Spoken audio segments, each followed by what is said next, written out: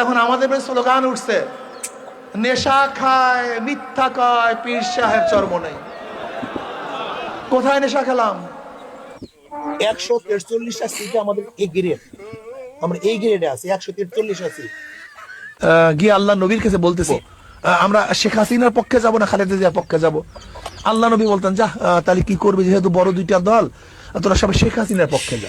এই বক্তব্য দেওয়ার পর আপনারা ওনাকে কি বলবেন ভাই বলেন তো?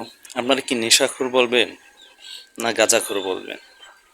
ওনার কথার কোনো আগামাতা আছে? ওনাকে আল্লাহ নবী বলেছে না কি বলে, এত দুইটা যদি বড় দল হয় তাহলে শেখ হাসিনার পক্ষেই যাও।